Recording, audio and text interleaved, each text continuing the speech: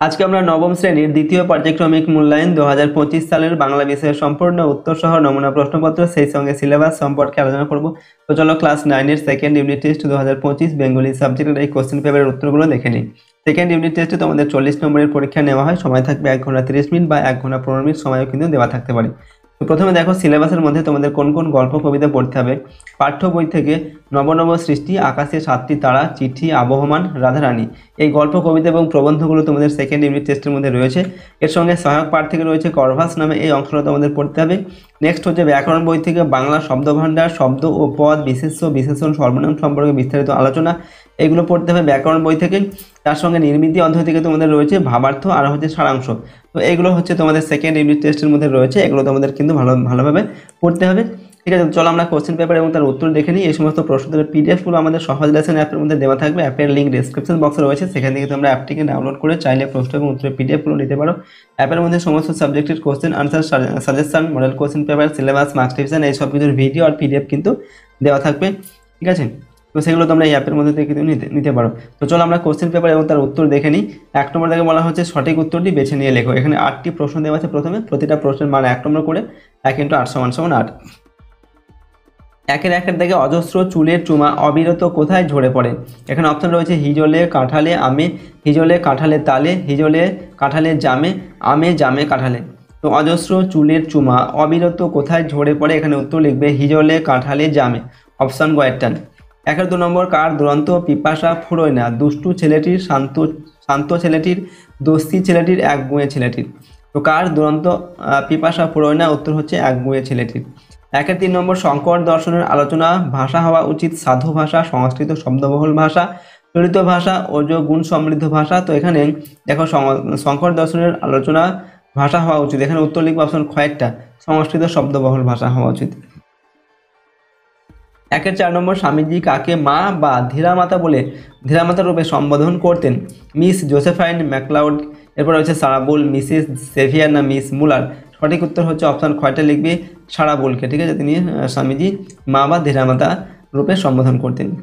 5 নম্বর একজোড়া নতুন কুঞ্জদ্বার শান্তিপুরের কাপড় হাতে করিয়া আনিয়েছিল। এখানে কুঞ্জদ্বার বলতে বোঝানো হয়েছে কুঞ্জদ্বার তৈরি শাড়ি, কুঞ্জ বাবুর শাড়ি, কুঞ্জ নামক তাঁতির তৈরি শাড়ি, শান্তিপুরের কলকা করা অথবা নকশাদার শাড়ি।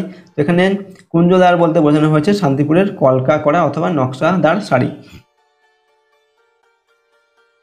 6 নম্বর হচ্ছে এই দুই বিদেশি বস্তুর ন্যায় এই পদটি হলো, অর্থাৎ এখানে এই যে শব্দটা রয়েছে এই পদটি হলো দূরত্ববাচক সর্বনাম, সমীপ্যবাচক সর্বনাম, পুরুষবাচক সর্বনাম না সাকল্যবাচক সর্বনাম। তো এখানে এই পদটা হচ্ছে সমীপ্যবাচক সর্বনাম। 7 নম্বর কাঁটা ঝাঁটা শব্দটি হলো তৎসম শব্দ, অর্ধ তৎসম শব্দ, দেশি শব্দ না বিদেশি শব্দ। তো ঝাঁটা এটা হচ্ছে দেশি শব্দ। 8 নম্বর থেকে মিশ্র বা সংকর শব্দের উদাহরণ হলো আলকাতরা, কিন্ডারগার্ডেন, বনস্পতি, ধনদৌলত। তো মিশ্র বা সংকর শব্দের উদাহরণ হচ্ছে ধনদৌলত। 2 নম্বর থেকে কম বেশি 15 শব্দের নিচের প্রশ্নগুলির উত্তর দাও। 1 × 7 = 7, অর্থাৎ এখান থেকে 7টি প্রশ্নের উত্তর লিখতে হবে। প্রশ্নের মান 1 নম্বর করে। 2-1 থেকে ফুরোয় না তার কিছুই ফুরোয় না, কি ফুরোয় না। এখানে দেখো মাতৃভাষার প্রতি টান ও ভালোবাসা ফুরোয় না।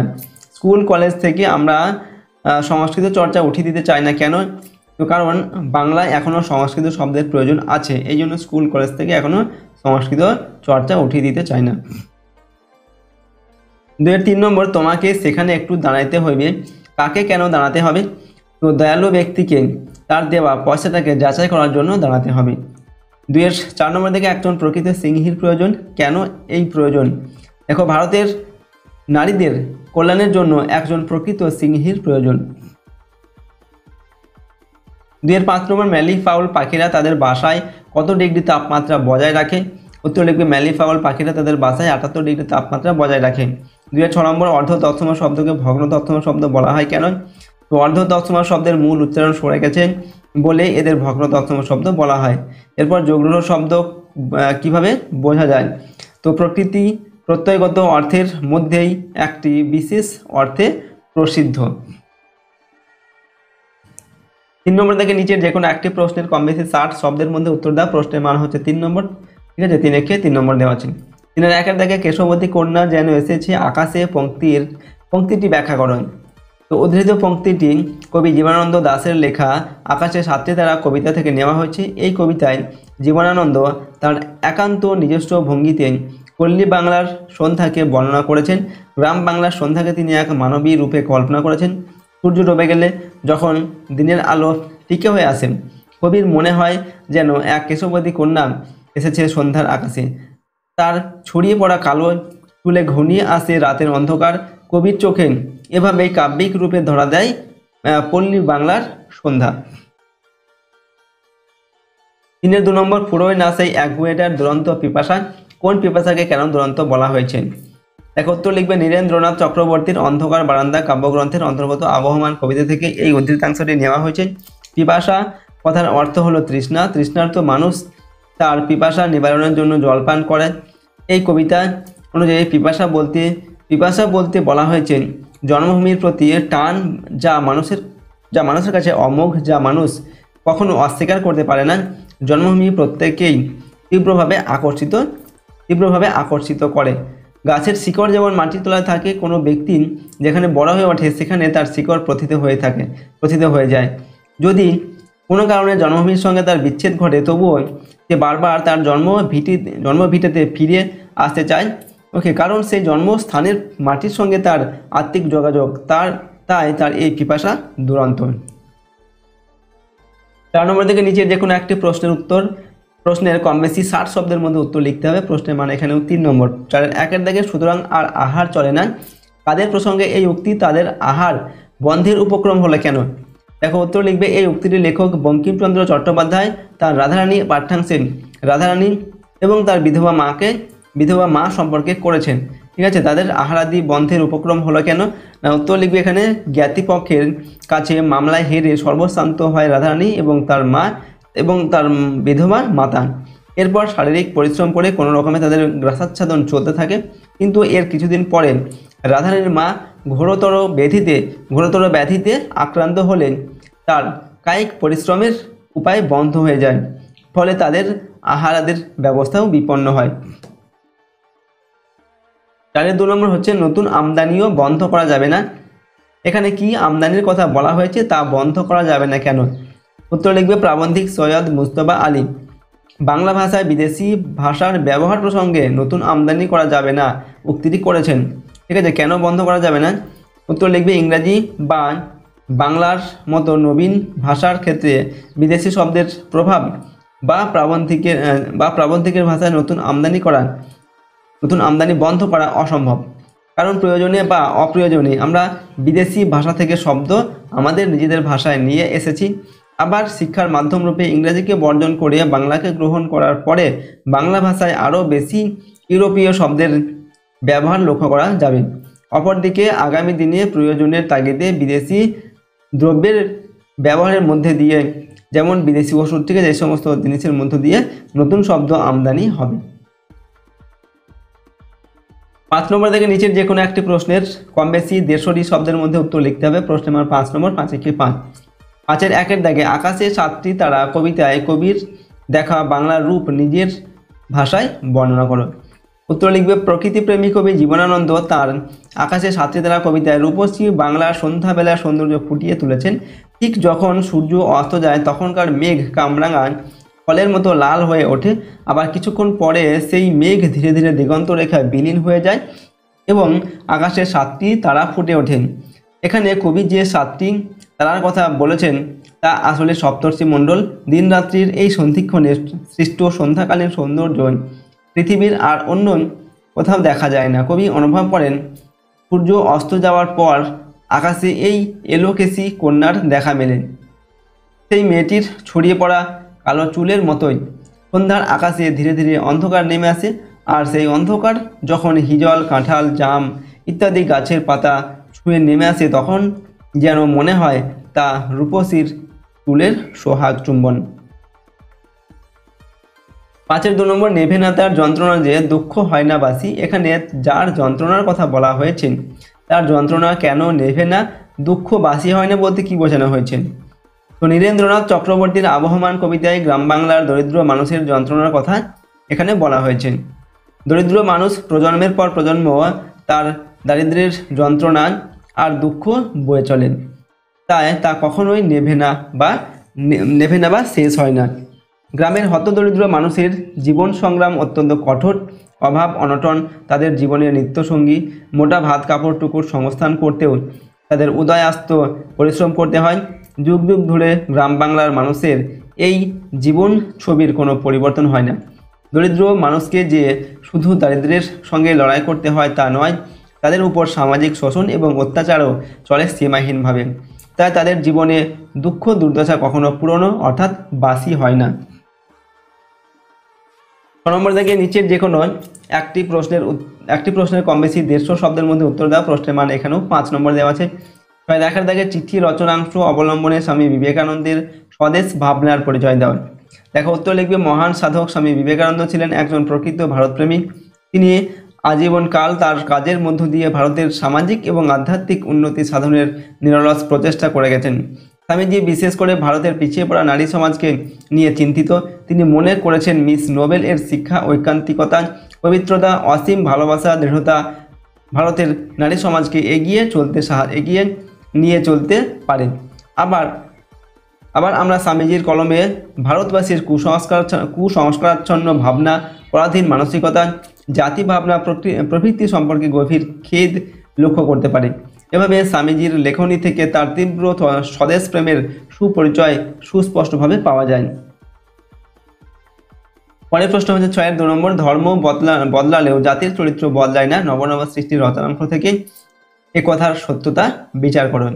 দেখো উত্তর লিখবে, আলোচ্য উদ্ধৃতিটি প্রখ্যাত প্রবন্ধকার সৈয়দ মুস্তফা আলীর নবনব সৃষ্টি গল্প বা প্রবন্ধ থেকে নেওয়া হয়েছে। ঠিক আছে, নবনব সৃষ্টি গল্পের শেষে সৈয়দ মুস্তফা আলী বাঙালির সর্বশ্রেষ্ঠ সাহিত্য সৃষ্টি ও বাঙালি চরিত্রের বিদ্রোহ সম্পর্কে আলোচনা করেছেন। বৈষ্ণব পদাবলী কীর্তনের খাঁটি বাঙালিয়ানের পরিচয় ফুটে উঠেছে। মহাভারতে শ্রীকৃষ্ণ, পুরাণ ও ভাগবতের শ্রী রাধা যথাক্রমে বাঙালি পুরুষ ও বাঙালি নারী হয়ে উঠেছেন বৈষ্ণব পদকর্তাদের কলমে। আবার আরবি ও ফার্সি ভাষার নানা শব্দও বাঙালি নিঃসন্দেহে গ্রহণ করেছে। বাঙালি চরিত্রে বিদ্রোহের পরিচয় মিলেছে রাজনীতি, ধর্ম, সাহিত্যের ক্ষেত্রে। যেখানে সত্য শিব সুন্দরের সন্ধান পেয়ে তা গ্রহণের বিরুদ্ধে বাধা এসেছে, সেখানে সেই বাধার বিরুদ্ধে বিদ্রোহের প্রকাশ দেখা গেছে। সেই বৈশিষ্ট্য কেবল হিন্দুর মধ্যে সীমাবদ্ধ নেই। যারা হিন্দু ধর্ম ত্যাগ করে মুসলমান ধর্ম গ্রহণ করেছে তাদের মধ্যেও সমানভাবে বিদ্যমান। এটিও বাঙালি জাতির চরিত্রের আরেকটি বৈশিষ্ট্য, তা হলো ধর্ম যেন বাইরের আবরণ, আচ্ছাদনের পরিবর্তন। দেহগত কাঠামোকে যেমন পাল্টায় না, তেমনি ধর্ম ও জাতিগত চরিত্রকে পাল্টাতে পারেনি বলেই বাঙালি চরিত্রের বিদ্রোহের বৈশিষ্ট্যটি হিন্দু মুসলমান এই ধর্মগত পার্থক্য থাকা সত্ত্বেও অটুট থেকেছে। নেক্সট হচ্ছে 7 নম্বর থেকে নিচের যে কোনো একটি প্রশ্নের কম বেশি 150 শব্দের মধ্যে উত্তর দেওয়া। প্রশ্নের মান দেওয়া আছে 4 নম্বর। 7-এর 1-এর দাগে এখানে দেওয়া আছে, ম্যালিফাউল ও গ্রিব নামের পাখি সম্পর্কে আমরা করভাস গল্পে কি কি তথ্য পাই। উত্তর লিখবি ম্যালিফাউল। প্রথমে আমরা ম্যালিফাউল সম্পর্কে লিখি। দেখো, সত্যজিৎ রায় রচিত করভাস গল্পে অস্ট্রেলিয়াতে বসবাসকারী ম্যালিফাউল বলে এক বিশেষ প্রজাতির পাখির উল্লেখ আছে, যারা মাটিতে বাসা তৈরি করে। বালি, মাটি আর নানা রকম উদ্ভিজ দিয়ে তারা একটি ঢিপি তৈরি করে, আর তার ভিতরে ঢোকার জন্য একটি গর্ত থাকে। তারা বাসার ভিতরে ডিম পাড়ে, কিন্তু ডিম ফুটে বাচ্চা বের হওয়ার জন্য ডিমে তা দেয় না। ম্যালিফাউলরা কোনো এক আশ্চর্য ও অজানা কৌশলে বাসার ভিতরে তাপমাত্রা ঠিক 78 ডিগ্রি ফারেনহাইট রাখে। এই ডিগ্রিও 1 ডিগ্রিও এদিক ওদিক হতে দেয় না। বাইরের আবহাওয়া ঠান্ডা বা গরম যাই থাকুক না কেন, তাদের বাসার ভিতরে তাপমাত্রা 78 ডিগ্রি ফারেনহাইটেই স্থির থাকে। এই উষ্ণতায় ডিম ফুটে শাবক বেরোনোর জন্য আদর্শ। এরপর আমরা গ্রিব এই সম্পর্কে লিখছি। দেখো, তো গ্রিব নামক এক ধরনের পাখি আছে যারা নিজেরাই নিজেদের পালক ছিঁড়ে খায় আর শাবকদেরও খাওয়ায়। তাদের এই আচরণের কারণ কেউ জানে না। এরা আবার জলে ভেসে থাকা অবস্থায় কোনো শত্রুর আক্রমণের ইঙ্গিত পেলে নিজের দেহ ও পালক থেকে কোনো এক অজানা উপায়ে বায়ু বার করে দিয়ে শরীরের স্পেসিফিক গ্র্যাভিটি বা আপেক্ষিক গুরুত্ব বাড়িয়ে গলা অবধি জলে ডুবে থাকতে পারে। ওকে, তো নেক্সট প্রশ্ন দেখো 2 নম্বর, কলভাস গল্প অনুসারে কলভাসের মানব সুলভ বুদ্ধিমত্তার পরিচয় দাও। তো চিলির রাজধানী সান্তিয়াগো শহরে সারা বিশ্বের পক্ষী বিজ্ঞানীদের সম্মেলনে যাবার জন্য প্রফেসর শঙ্কু তার ব্যাগ গোছানো শেষ হয়ে যখন তিনি বাক্সের ঢাকনা বন্ধ করেন তিনি বিস্মিত হয়ে দেখেন কলভাস সেই সুটকেসের চাবি ঠোঁটে নিয়ে চুপ করে পাশে দাঁড়িয়ে আছেন। তীরের উদ্দেশ্যে রওনা দেওয়ার পূর্বে প্রফেসর শঙ্কু লক্ষ্য করেছিলেন কলভাস তার খাঁচার থেকে বেরিয়ে আসার জন্য ছটফট করছে। প্রকৃত বিষয়টি অনুধাবন করতে অসমর্থ প্রফেসর শঙ্কু কলভাসকে খাঁচা থেকে মুক্তি প্রদান করলে সে প্রফেসর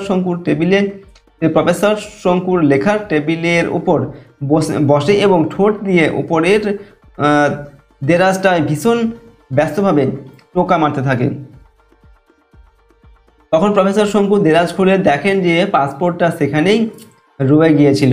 জাদুকর অর্গাস যখন প্রফেসর শঙ্কুর সঙ্গে দেখা করার জন্য এসেছিলেন, কলভাস খাঁচা থেকে বেরিয়ে টেবিল ল্যাম্পটি ঠোঁট দিয়ে নিভিয়ে দিয়ে বোঝাতে চেয়েছিলেন যে প্রফেসর শঙ্কু ও সে দুজনেই ক্লান্ত।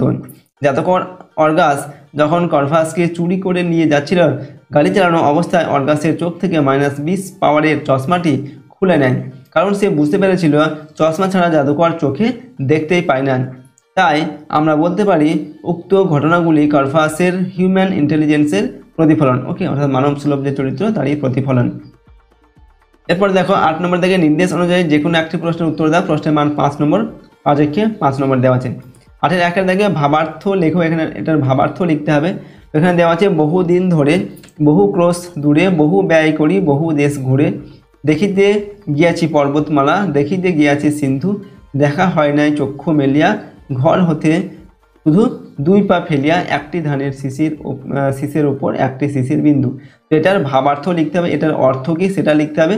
অথবা 8-এর 2 নম্বর জায়গায় রয়েছে সারাংশ লেখো। এখানে দেওয়া আছে পৃথিবীতে যাহার দিকে তাকাও, দেখিবে সে নিজের অবস্থায় সন্তুষ্ট নহে, দরিদ্র কি প্রকার ধনী হইবে সে চিন্তায় উদ্বিগ্ন, ধনী চোর ডাকাতের ভয়ে ত্রস্ত, রাজা ভয়ে ভীত, এক কথায় পৃথিবীতে এমন কেহ নাই পূর্ণ সুখী, অথচ কৌতুকের বিষয় পৃথিবী ছাড়িয়া যাইতেও কেহ প্রস্তুত নহে, মৃত্যুর নাম শুনিলেই মানুষের মুখ শুকাইয়া যায়, মানুষ যতই দরিদ্র হোক সপ্তাহের পরে সপ্তাহ যদি তাহাকে অনাহারে কাল কাটাইতে হয়, পৃথিবীর কোনো আরামই যদি তার ভাগ্যে না থাকে, তথাপি সে মৃত্যুকে চাহে না। সে যদি কঠিন পীড়ায় পীড়িত হয়, যদি শয্যা হইতে উঠিবার শক্তিও তাহার না থাকে, তথাপি সে মৃত্যুর প্রার্থী হইবে না।